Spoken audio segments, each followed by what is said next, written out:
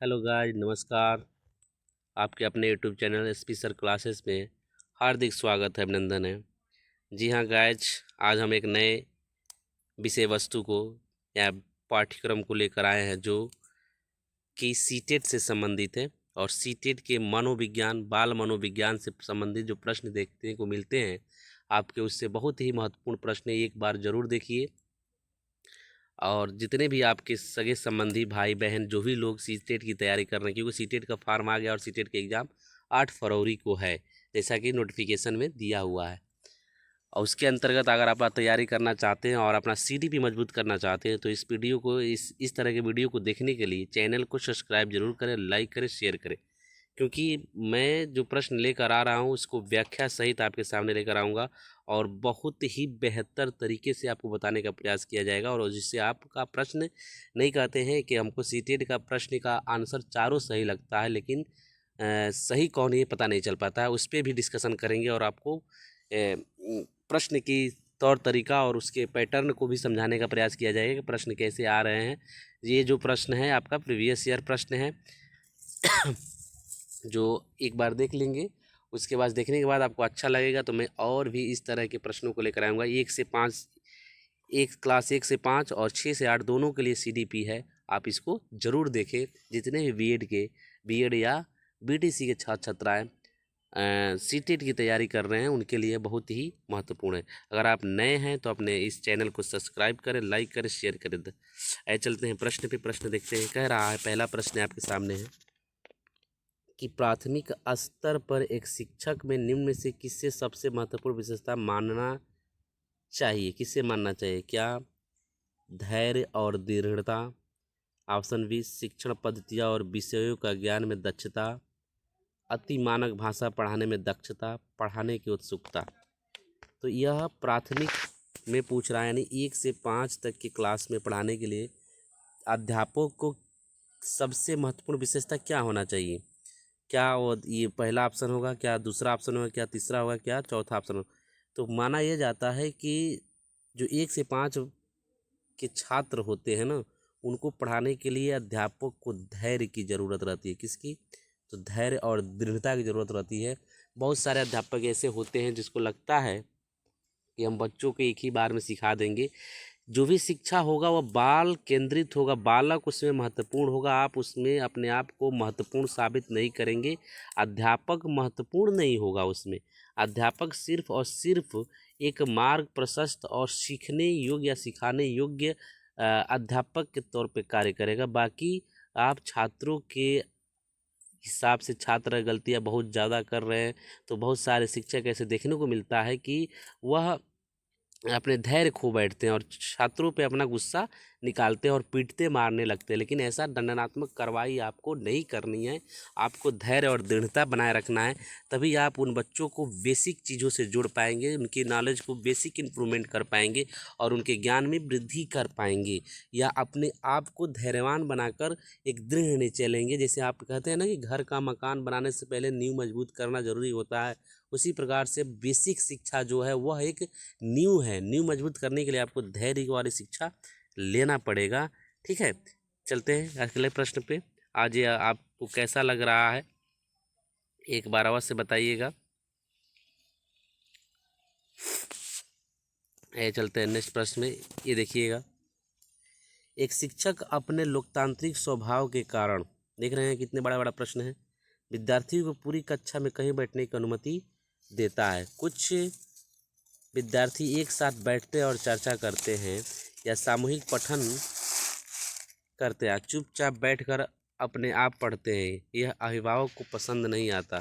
इस स्थिति से निपटने का निम्न से कौन सा तरीका सबसे बेहतर हो सकता है?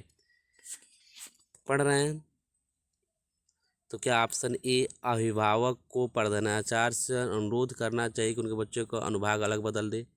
क्या ये ऑप्शन सही होगा? ऑप्शन बी अभिभावकों को शिक्षक का विश्वास व्यक्त करना चाहिए और शिक्षकों के साथ समस्या पर चर्चा करनी चाहिए। सी अभिभावक को उस विद्यालय से अपने बच्चों को निकाल लेना चाहिए। ऑप्शन डी अभिभावक पर प्रधानाचार्य से शिकायत करना चाहिए। तो इसमें क्या होगा? सबसे पहले आप ध्यान से देखिए, सबसे पहले क्या कह रहा है कि लोकतांत्रिक स्वभाव कारण विद्यार्थियों को पूरी कक्षा में कहीं बैठने की अनुमति देता है। कुछ विद्यार्थी एक साथ बैठते हैं और चर्चा करते हैं या सामूहिक पठन करते हैं, कुछ चुपचाप बैठकर अपने आप पढ़ते हैं। एक अभिभावक को पसंद नहीं आता, इस स्थिति में निपटने में से निम्न से कौन सा तरीका सबसे बेहतर होगा? तो इसमें प्राचार्य से अनुरोध अपने बच्चों का अनुभाग बदल देंगे तो क्या बच्चा सीखेगा? ये ऑप्शन सरासर गलत है। फिर आप देखते हैं कि अभिभावकों को विद्यालय में अपने बच्चों को निकाल देना चाहिए, ये भी गलत है। विद्यालय निकल जाए वो पढ़ेगा पढ़ पाएगा ही नहीं। कितने विद्यालयों से आप निकालेंगे अगर इस तरह का स्वभाव उसका है तो? क्या अभिभावक को प्राचार्य शिक्षक शिकायत करना चाहिए? ऐसा भी नहीं होगा, क्योंकि आपका ऑप्शन नंबर इसमें बी सही होगा। अभिभावक को शिक्षा और विश्वास व्यक्त करना चाहिए और शिक्षक के साथ समस्या पर चर्चा करना चाहिए। जैसे आपको लगता है कि हमारे बालक के अंदर ये समस्या है, कोई भी समस्या हो सकती है, तो उस समस्या पे आप उस शिक्षक जो क्लास टीचर है उस समय का, उससे आप बात करेंगे कि हमारे बालक की ये समस्या है, आप थोड़ा सा इस पर ध्यान देंगे तो बालक में हो सकता है सुधार हो जाए, और सुधार होगा तो वो चीज़ों को क्या करेगा, गलतियाँ कम करेगा और उस समस्या का समाधान उसका हो जाएगा। इसलिए कहा जाता है कि अभिभावक को शिक्षक विश्वास करना चाहिए और शिक्षक के साथ समस्या पर चर्चा करनी चाहिए। जैसे आज देखते हैं ना, जो भी इंग्लिश मीडियम हो चाहे जो भी विद्यालय है, एक पेरेंट मीटिंग कराते हैं लोग हर महीने के अंत में। लोग प्राइवेट विद्यालयों में दौड़ को उसके लिए जाते हैं कि हमारे बच्चों की समस्या है, उस पर चर्चा भी करते हैं। हो सकता है ऐसा हो, लेकिन अगर इस तरह की व्यवस्था सरकारी विद्यालयों में भी हो तो वहाँ भी इस तरह की समस्याओं का समाधान किया जा सकता है। पेरेंट्स हर महीने एक तरह जाएँ अपने बच्चों के पुनर्मनन ले कि हमारा बच्चा क्या सीख रहा है, कितना सीख रहा है, कितना होना चाहिए। यह एक गार्जियन का अधिकार है अपने बच्चों के बारे में जानने का। लेकिन प्राइवेट विद्यालयों में तो होता है कुछ हद तक, लेकिन सरकारी विद्यालयों में नामांकन हो जाने के बाद देखने को मिलता है कि बहुत सारे लोग वहाँ सिर्फ बच्चों को शिक्षक के भरोसे छोड़ देते हैं, तो बात उनसे नहीं करते हैं कि आपको कैसे क्या करना है, लेकिन आपको करना चाहिए। ठीक है, आइए चलते हैं नेक्स्ट प्रश्न में। व्याख्या कहीं ज़्यादा तो नहीं लंबा हो जा रहा है? आइए चलते हैं नेक्स्ट प्रश्न पे। आपके सामने अगला प्रश्न है, तीसरा प्रश्न। तीसरा प्रश्न है, वो अवस्था जब बच्चा तार्किक रूप से वस्तुएं और घटनाओं के विषय में चिंतन प्रारंभ करता है। चिंतन प्रारंभ करता है, कौन सी घटना है? क्या औपचारिक संक्रियात्मक अवस्था, पूर्व संक्रियात्मक अवस्था, मूर्त संक्रियात्मक अवस्था या संवेदी? ये चारों जो आप देख रहे हैं ना, ये जीन पियाजे ने अवस्थाओं, बालक की अवस्थाओं के बारे में बात किया है। तो प्रश्न है आपके सामने कि किस अवस्था में बच्चा तार्किक वस्तुओं को, घटनाओं के विषय में चिंतन प्रारंभ कर देता है? तो इसका ऑप्शन तो आपका सी हो जाएगा। जो 7 से 12 या 11 साल का बच्चा होता है ना, वह चिंतन करने लगता है, शब्दों का जाल उसके पास आना शुरू हो जाता है और वो बहुत सारी चीज़ों के बारे में सोचने समझने तार्किक करने लगता है और ज्ञान की बातें करने लगता है। वहीं से चीज़ें क्या होती है, उसको ज्ञान हो जाता है। चाहे वो बहुत सारे जिज्ञासा उसके अंदर होती है और जिज्ञासाओं को उसके अंदर उस समय निकल उभरता है, और जिज्ञासाएं बच्चों को शांत नहीं किया जाता। बच्चों की जिज्ञासाओं को आप जितने प्रबल समर्थन देंगे कि ये कैसे होता है, बच्चों को तार्किक रूप से बनाने का प्रयास करेंगे, तो ये मूर्त संक्रियात्मक अवस्था देखने को मिलता है।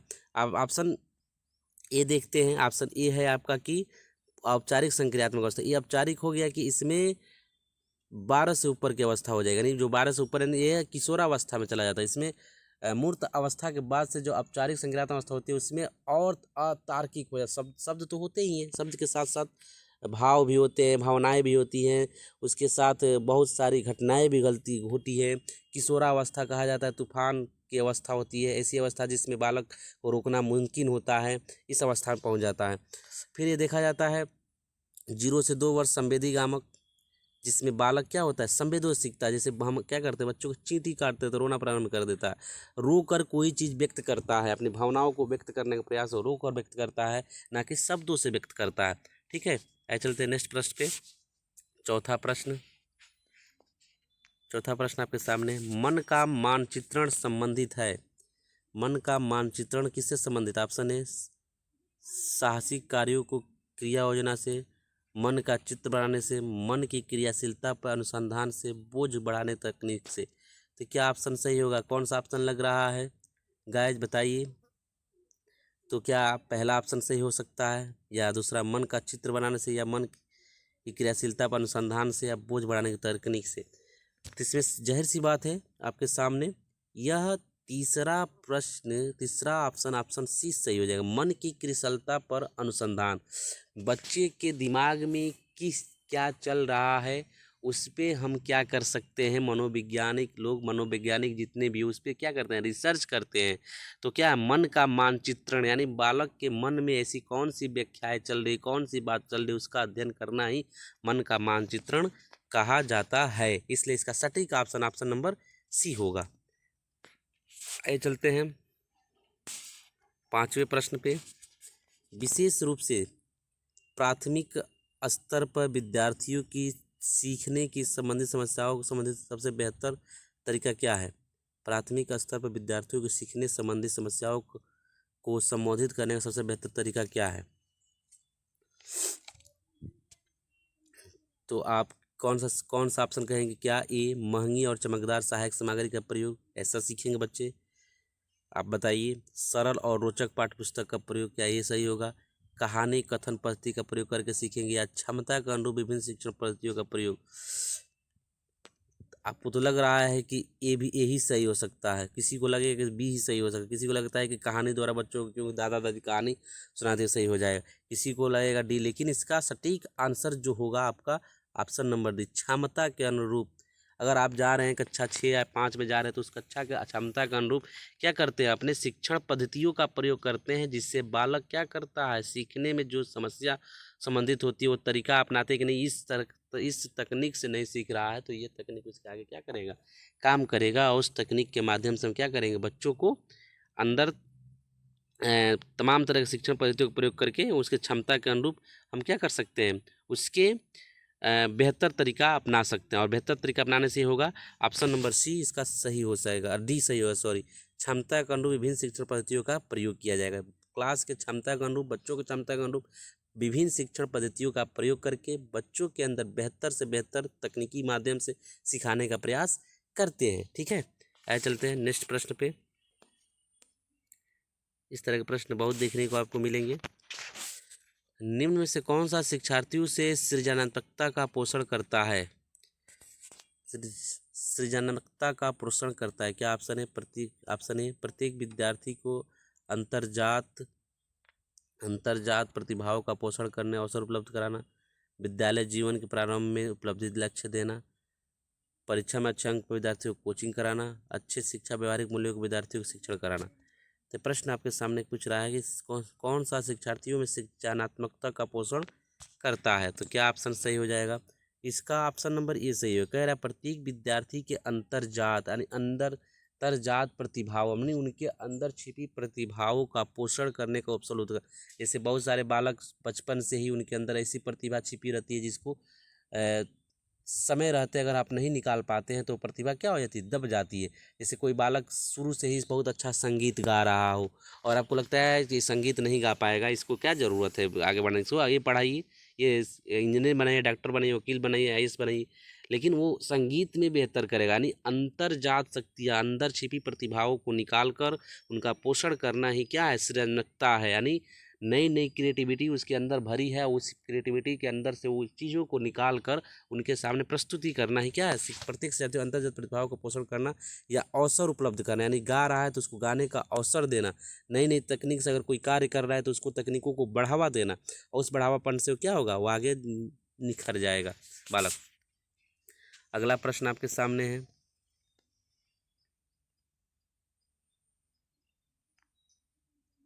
सातवां।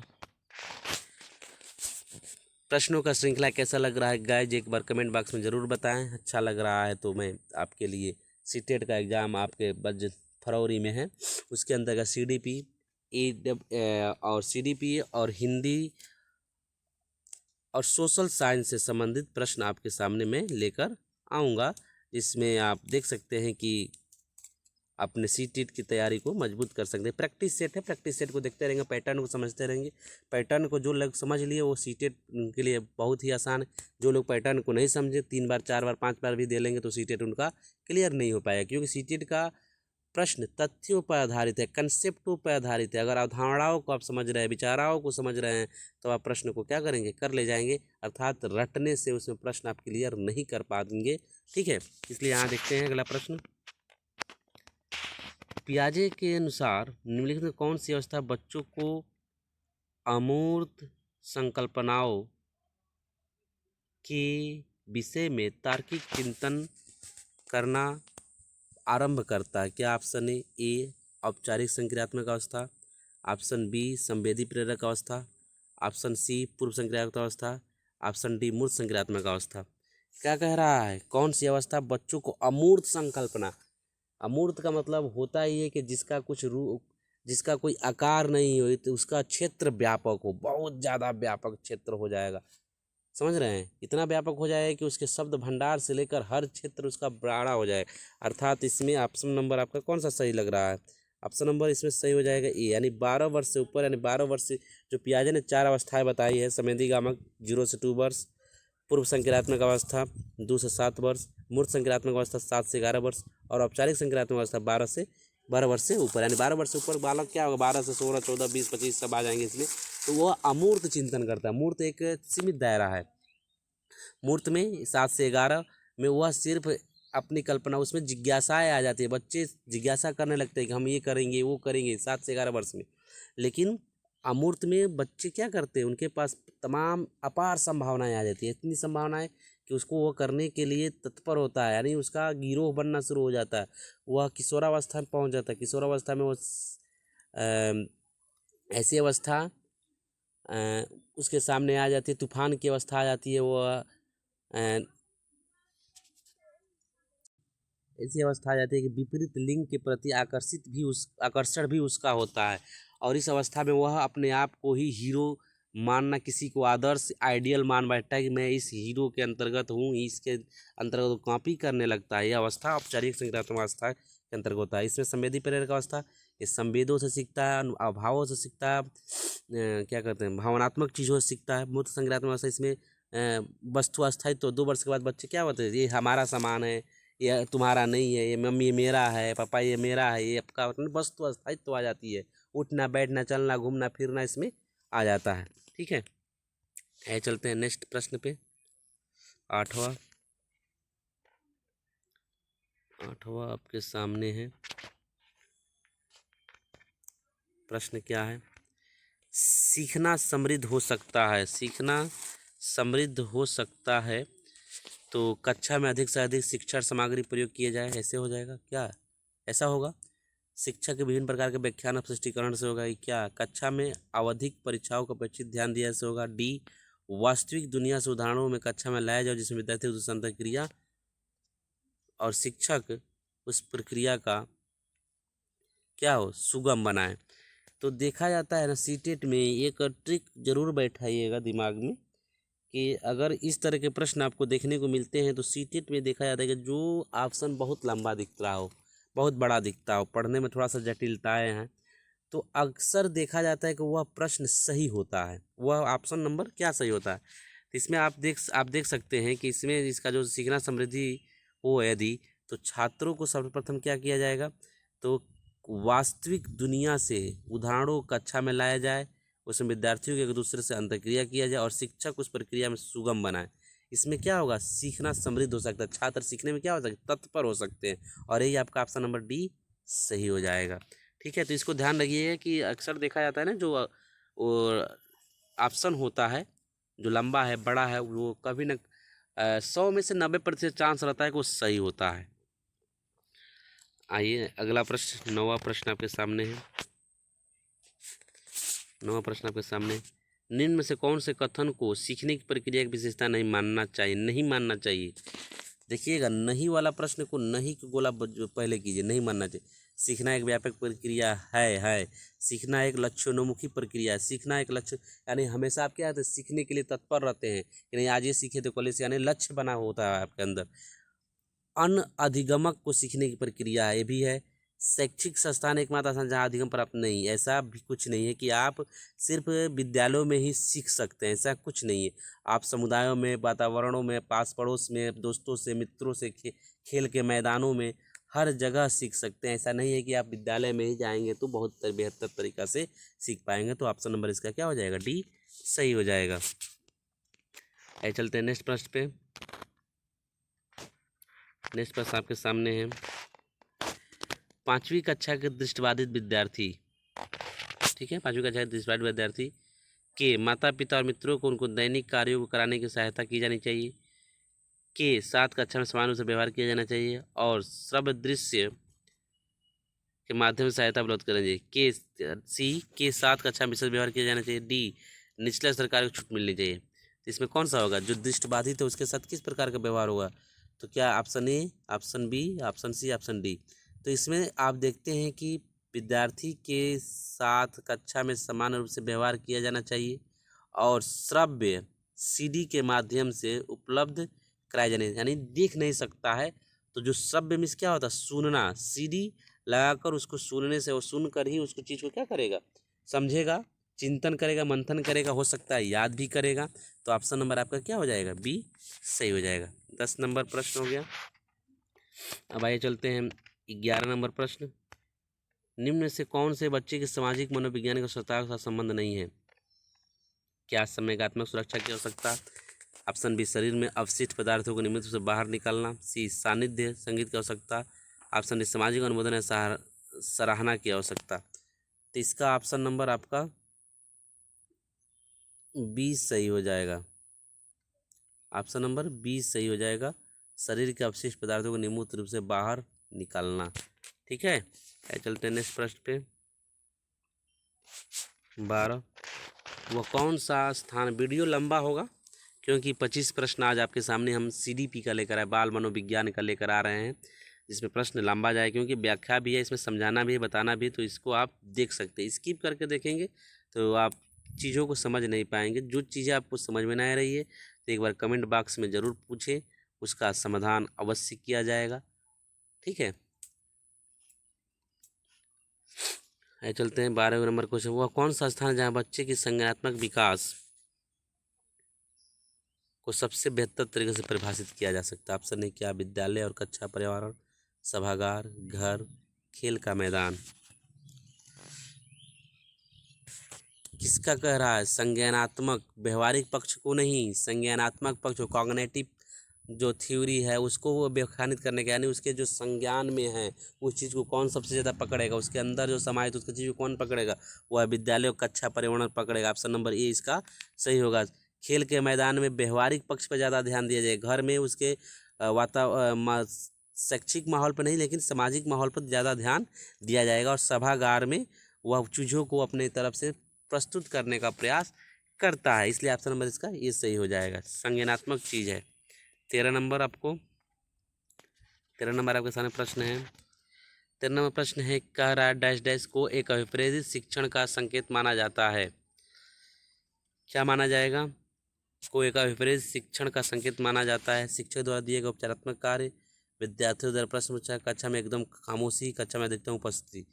क्या हो सकता है सही इसका ऑप्शन? तो कह रहा है अभिप्रेरित क्या होगा? तो ऑप्शन नंबर 20 का सही हो सकता है, हो जाएगा विद्यार्थी द्वारा प्रश्न पूछना। विद्यार्थी अगर प्रश्न पूछ रहा है तो आप उसको अभिप्रेरित करेंगे और भी कि प्रश्नों को पूछिए, उसका आंसर जाने, उस पर जो छात्र प्रश्न पूछेगा उस पर चिंतन भी करेगा, मनन भी करेगा और प्रश्नों को सही तरीके से प्रस्तुत करने का प्रयास भी करेगा। इसलिए यह ऑप्शन नंबर 20 का सही होगा। किसी क्लास में बहुत एकदम खामोशी का सही रहेगा, कक्षा में बहुत ज़्यादा उपस्थिति है लेकिन बच्चे कुछ जान नहीं रहे, सीख नहीं रहे, तब भी वो सही नहीं माना जाएगा। उपचारात्मक कार्य कहाँ दिया जाता है? उपचारात्मक कार्य देने से कोई मतलब नहीं, इसलिए ऑप्शन नंबर इसका बी सही हो जाएगा। नेक्स्ट प्रश्न आपके सामने 14 नंबर आपके सामने है। निम्न में से कौन सा बुद्धिमान बच्चे का लक्षण नहीं है? नहीं पूछ रहा है, बोला कीजिए। वह जो प्रभावपूर्ण उचित तरीके से संप्रेषण करने की क्षमता रखता है, वह जो अमूर्त सोचता रहता है, वह जो नए परिवेश में समायोजित कर सकता है, वह जो लंबे निबंध बहुत जल्दी रटने की क्षमता रखता है। बुद्धिमान बच्चे की यह विशेषता ये है, देखिए विशेषता कौन कौन है। वह प्रवाहपूर्ण उचित तरीके से संप्रेषण करने की क्षमता रखते हैं, सही है। वह अमूर्त रूप से सोचता, अमूर्त मतलब क्या? औपचारिक, जो देखते बहुत ज़्यादा व्यापक चीज़ें सोचे। वो नए परिवेश में स्वयं को समायोजित कर सकता है बुद्धिमान बच्चे का। और जो बुद्धिमान है, हमको यहाँ नहीं रहना है, हमको यहाँ ठीक नहीं लग रहा है, और जो बुद्धिमान होगा चलो यहाँ ठीक है, व्यवस्थित अपना व्यवस्था बना लेगा कि नहीं हम यहाँ एडजस्टमेंट कर लेंगे, समायोजन कर लेंगे वहाँ पे। लेकिन ऑप्शन नंबर डी देखिए, वह लंबे निबंध को बहुत जल्दी रटने में सक्षम है, यानी उसके अंदर समझ की क्षमता विकसित नहीं कर रहे हैं आप। ये सब में समझ विकसित किया जा रहा है, लेकिन रटने की जगह, रटने वाले जगह पर क्या होता है, ऑप्शन हमेशा गलत होता है। कहीं भी अगर रटने का काम है, विस्मरण है, स्मरण है, रटना है, तो वह सरासर ऑप्शन नंबर क्या है, वो गलत है।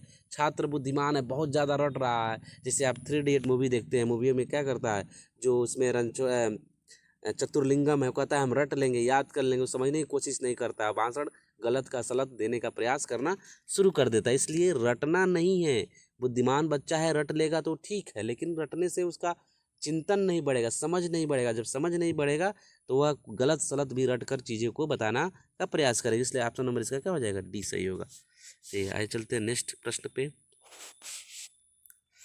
बच्चे दुनिया के बारे में अपनी समझ का सृजन करते हैं, इसका श्रेय जाता है, किसको जाता है, समझ का श्रेय क्या, पैलाओ का, कोहलबर्ग का, ऑप्शन सी स्किनर का, पियाजे का है। तो डायरेक्ट क्वेश्चन ऑप्शन है। जो आप देखते हैं कि बालक की अवस्थाओं के बारे में बात जो करते हैं पियाजे, 4 अवस्थाएं जो आप देखें ऊपर के प्रश्नों में मैंने बताया है, समेधी, गामत, मूर्त, अमूर्त और औपचारिक संक्रियात्मक अवस्था, ये पियाजे का है। वही कहते हैं का श्रेय पियाजे को ही जाता है, जीन पियाजे को जाता है। अगला प्रश्न 16। कृतिका एक बच्ची है, अक्सर घर में ज़्यादा बात नहीं करती, लेकिन विद्यालयों में काफ़ी बात करती है। दर्शाता है कि ऑप्शन ए, शिक्षकों की मांग होती है कि वो बच्चों के विद्यालय में खूब बात करें। कृतिका को अपना घर बिल्कुल पसंद नहीं है। सी, उसके विचारों को विद्यालय में मान्यता मिलती है। ऑप्शन डी, विद्यालय हर समय बच्चों को खूब बात करने का अवसर देता है। तो इसमें कौन सा ऑप्शन सही होगा, इसमें ऑप्शन नंबर सी सही हो जाएगा। कौन सा सही होगा, हो सकता है घर पे उसकी बातों को, कृतिका की बातों को लोग मान्यता न दे, बार बार उसको टोके दें, तुम गलत बोल रही हो, तुम्हारा बात सही होगा, तो अभी छोटी बच्ची हो, तुम्हारी बात नहीं है, तुम हमेशा ऐसे ही बोलती हो। इस तरह की बहुत सारी उसके सामने समस्या आती होगी। लेकिन विद्यालय में जो फैक्ट रखती होगी तो इसको विचारों विद्यालय में मान्यता मिलती होगी, उसके दोस्त उसके बातों को मान्यता देते होंगे, उसके शिक्षक उसके बातों को मान्यता देते होंगे, उसके और भी फ्रेंड जो होंगे उसके बातों को मान्यता देते होंगे। इसलिए उसको क्या है, विद्यालयों में काफ़ी बात करना अच्छा लगता है। दर्शाता है कि विद्यालय उसके विचारों को क्या कर रहा है, मान्यता दे रहा है। ठीक है, ऑप्शन नंबर 17। सर 17 है कि एक शिक्षक को अपने विद्यार्थियों की क्षमताओं को समझने का प्रयास करना चाहिए।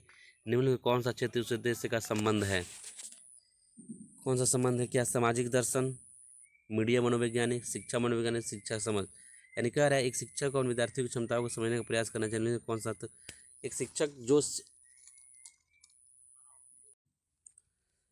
जो शिक्षक शिक्षा मनोविज्ञान को समझेगा, वह अपने विद्यार्थी की क्षमताओं को अच्छे से समझ पाएगा, अच्छे से डिफाइन कर पाएगा। जो शिक्षक मनोविज्ञान को नहीं समझ पाता है, वो विद्यार्थियों को समझने में असमर्थ रहता है, उसको सही ढंग से समझ नहीं पाता है और समझा भी नहीं पाता, इसलिए उसको समझना जरूरी है। ठीक है, आइए चलते हैं नेक्स्ट प्रश्न पे 18। सीखने की प्रक्रिया में अभिप्रेरणा है, सीखने की प्रक्रिया में अभिप्रेरणा क्या है, तो पिछले सीखे हुए, ऑप्शन है पिछले सीखे हुए नए अधिगम को अलग करती है। ऑप्शन नंबर, शिक्षार्थियों को एक दिशा में सोचने के योग बनाती है। ऑप्शन नंबर सी, शिक्षार्थियों को सीखने के प्रति रुचि विकास करती है। ऑप्शन नंबर डी, शिक्षार्थियों को स्मरण शक्ति पैना बनाती है। ये तो सीधे गलत हो गया, जहाँ स्मरण रटने विस्मरण आ गया वहाँ गलत हो गया। पिछले सीखे हुए नए अधिगम अलग कराती है, ये भी गलत हो गया। विद्यार्थियों की दिशा में सोचने, एक ही दिशा में क्यों सोचने का प्रयास करेंगे, तो ऑप्शन नंबर आपका सी से हो। शिक्षार्थियों को सीखने के प्रति रुचि, जो छात्र सीख रहा है उसको सीखने के प्रति क्या देंगे, रुचि देंगे, रुचिता देंगे, तभी वो छात्र क्या करेगा, और ज़्यादा सीखने में सक्षम हो पाएगा। ठीक है, ये चलते हैं नेक्स्ट प्रश्न में। नेक्स्ट नंबर प्रश्न, नेक्स्ट नंबर प्रश्न आपके सामने है। शिक्षा के क्षेत्र में पाठ्यचर्या शब्दावली की ओर संकेत करता है। पाठ्यचर्या शब्दावली को संकेत करता है विद्यालय के संपूर्ण कार्य, ऑप्शन ए, विद्यालय के संपूर्ण कार्यक्रम जिसमें विद्यार्थी प्रतिदिन अनुभव करते हैं। मूल्यांकन प्रक्रिया, ऑप्शन बी। ऑप्शन सी, कक्षा में प्रयुक्त की जाने वाली पाठ्य सामग्री। ऑप्शन डी, शिक्षण पर पढ़ाई जाने वाली विषय वस्तु। तो पाठ्यक्रम जो है, पाठ्यचर्या है, जो करिकुलम है, करिकुलम विद्यालय का संपूर्ण कार्यक्रम जिसे विद्यार्थी प्रतिदिन अनुभव प्राप्त करते हैं। तो ऑप्शन नंबर ये इसका सही हो जाएगा। पाठ्यचर्या होता है कि विद्यालय का परिपूर्ण करिकुलम हो, जिसमें विद्यार्थी एडमिशन लेता है और उस करिकुलम के अंतर्गत अपने सारे उत्तरदायित्वों का निर्वहन करता है, और इसी ऑप्शन नंबर इसका डी सही होगा। सॉरी ए सही होगा। प्रश्नों का श्रृंखला कैसा लग रहा है गाइज, एक बार कमेंट बॉक्स में ज़रूर बताएं। और भी प्रश्नों की श्रृंखला हम लेकर आने वाले हैं, बहुत सारे प्रश्नों का श्रृंखला जखीरा आपके सामने आएगा, जिससे अपने आप तैयारी को मजबूत कर सकते। सिर्फ आप आधे घंटा रोज इस वीडियो को देखते हैं, कहीं ना कहीं से देखते हैं, तो आपका जो CDP है वो तो हम एकदम कंफर्म करा देंगे कि 30 में से 25, 24, 26, 27, 28 तक आप लेकर आएंगे। ये तो कंफर्म है, लेकिन आपको देखना पड़ेगा। जो लोग नए हैं एक बार ज़रूर चैनल को लाइक करें, सब्सक्राइब करें और ज़्यादा से ज़्यादा शेयर करें। आइए चलते हैं अगले प्रश्न में। निचली कक्षाओं में शिक्षण की खेल पद्धति मूल रूप से आधारित है। तो ऑप्शन ए शिक्षण पद्धति के सिद्धांतों पर, विकास व वृद्धि के मनोवैज्ञानिक सिद्धांत पर, शिक्षण समाधान सिद्धांत पर, शारीरिक शिक्षा कार्यक्रम के सिद्धांत पर। तो इसमें आपका ऑप्शन नंबर बी सही हो जाएगा। विकास और वृद्धि के मनोवैज्ञानिक सिद्धांत पर खेल पद्धति मूल रूप से किस पे आधारित है? विकास और वृद्धि के सिद्धांत पे आधारित है। ये चलते हैं नेक्स्ट प्रश्न पे, 21 नंबर। एक बच्चा अतीत की समान परिस्थिति में की गई अनुक्रियाओं के आधार पर नई स्थिति के प्रति अनुक्रिया करता है, किसका कथन है? यह किससे संबंधित है? सीखने के प्रभाव नियम, सीखने का आवृत्ति का नियम, सीखने के तत्परता का नियम, सीखने के सादृश्यता का नियम। तो यह एक बच्चा अतीत की समान परिस्थितियों में की गई अनुक्रियाओं के आधार पर नई स्थिति के प्रति अनुक्रिया करता है। तो यह देखा जाए किस तरह का है, तो यह सीखने की सादृश्यता का नियम के अंतरूप करता है। एक बच्चा अतीत की चीज़ों को, जो चीज़ें उसके सामने बीत गई है, उसका दृश्य क्या है, उसके सामने बनता जाएगा, इसलिए वो सादृश्यता आता है। ये सीखने का प्रभाव नियम थॉर्नडाइक का है, तत्परता का नियम ये भी थॉर्नडाइक का है, और अभ्यास का नियम थॉर्नडाइक का। थॉर्नडाइक ने 3 सीखने के नियम बताए, तत्परता का नियम, प्रभाव का नियम और अभ्यास का नियम। ये सादृश्यता का, इसका ऑप्शन नंबर डी सही हो जाएगा। है चलते हैं नेक्स्ट प्रश्न पे। डैश डैश डैश प्रतिभाशाली होने का संकेत है। क्या दूसरों के साथ, नहीं सॉरी, संकेत नहीं है, संकेत नहीं है, डी यहाँ देख लीजिए। दूसरों का झगड़ा करना, अभिव्यक्ति में नवीनता, जिज्ञासा, सृजनात्मकता। क्या कौन सा सही हो जाएगा? तो इस आप सीधी से देख सकते हैं कि दूसरों का, जो प्रतिभाशाली छात्र होगा किसी से झगड़ा नहीं, उसके पास अभिव्यक्ति की नवीनता होगी, नई नई चीज़ों को व्यक्त करेगा, भाषा बोलेगा, बताएगा। फिर उसके पास जिज्ञासा होगी, जिज्ञासाओं को बताएगा। फिर सृजनात्मकता, क्रिएटिव विचार उसके पास होंगे, तो प्रतिभाशाली बालक के अंतर्गत आएगा। प्रतिभाशाली बालक की IQ 140 के अंतर्गत मानी जाती है। चलते नेक्स्ट प्रश्न 23। विशेष आवश्यकता वाले बच्चों को शिक्षा उपलब्ध कराई जानी चाहिए। विशेष आवश्यकता वाले बच्चों को शिक्षा उपलब्ध कराई जानी चाहिए। तो क्या ऑप्शन ए विशेष विद्यालयों में विशेष बच्चों के लिए विकसित पद्धतियों द्वारा, विशेष विद्यालयों में शिक्षकों द्वारा, अन्य सामान्य बच्चों के साथ। तो क्या होगा, जो विशेष बालक होते हैं उनकी शिक्षा, क्या जो भी सामान्य बच्चे हैं उनके साथ उनको भी कराया जाना चाहिए, नहीं कि वो विशेष है तो उसको अलग करा दीजिए। समावेशी शिक्षा का यह रूप है कि वह बच्चों को अन्य बच्चों के साथ क्या करता है, शिक्षा कराए। ये 24वां, उसके बाद एक लास्ट इसके बाद प्रश्न है। 25 प्रश्नों का यह श्रृंखला है। वीडियो आपको लग रहा होगा बहुत लंबा हो रहा है, लेकिन वीडियो आप देखेंगे तो आपको लगेगा कि प्रश्न हमारे ही लिए हैं। ऐसे प्रश्नों की श्रृंखला आपको हर रोज़ देखने को मिलेगा और आप इन प्रश्नों का आनंद ले सकते हैं।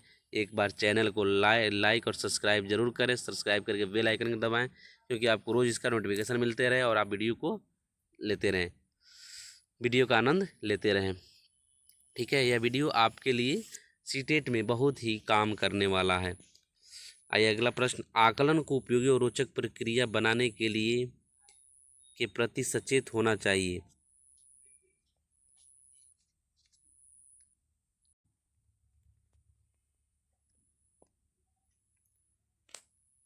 सचेत होना चाहिए, क्या ऑप्शन इसका सही होगा? ऑप्शन ए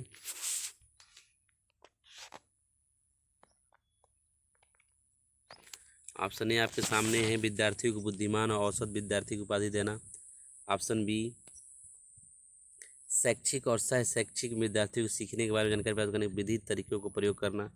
फीडबैक देना, नई तकनीक भाषा का प्रयोग करना, अलग अलग विद्यार्थियों की तुलना का तुलना व देखिए, जहाँ तुलना कराना हो, रटना हो, स्मरण कराना हो, सारा ऑप्शन क्या है, गलत है, ये हो ही नहीं सकता। इस चीज़ को आप पकड़ लेंगे तो आपका प्रश्न गलत नहीं होगा। जहाँ कहे कि रटना है, याद कराना है, तुलना कराना है, फीडबैक देना है तकनीकी माध्यम, वहाँ ये सब क्या होगा, गलत माना जाएगा। अब इसमें देखिए ऑप्शन नंबर वही सही होगा जो सबसे लंबा है, बी।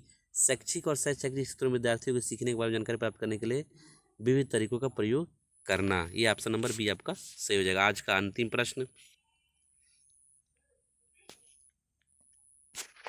डिसलेक्सिया किससे संबंधित है? क्या गणितीय विकार से, पठन विकार से, व्यवहार संबंधी विकास से, या मानसिक विकास से? किससे संबंधित? डिसलेक्सिया एक तरह का क्या है, बीमारी है जो ऑप्शन नंबर बी, पठन विकार से। जैसे बालक बी को ऐसे बनाता है, डी को ऐसे बनाता है, सी को ऐसे बनाता है, यानी वो पठन विकार, पढ़ नहीं पा रहा है, पढ़कर वैसे लिखने का प्रयास कर। जैसे आप देखते हैं तारे जमी पे, तारे जमी में जो बालक होता है ना, वह उसको यही विकार रहता है, वो लिखता है यस ऐसे लिखता है, लेकिन यस ऐसे लिखता है, पढ़ नहीं पाता, पढ़ने के बाद इससे लिखता है, मतलब तमाम विकार हो। तो डिसलेक्सिया क्या है, पठन विकार से संबंधित है। आपको प्रश्नों का श्रृंखला कैसा लगा एक बार कमेंट बॉक्स में ज़रूर बताएं। और ये प्रश्न आपको कैसे आज लग रहे हैं, ये आप सीटेट का पहला वीडियो है। इससे अगर अच्छा लगेगा तो मैं वीडियो को और भी रोज़ आपके लिए वीडियो बनेगा। अगर आप चैनल पर नए हैं तो चैनल को लाइक करें, सब्सक्राइब करें, कमेंट करें। धन्यवाद। जय हिंद, जय भारत, बहुत बहुत आभार।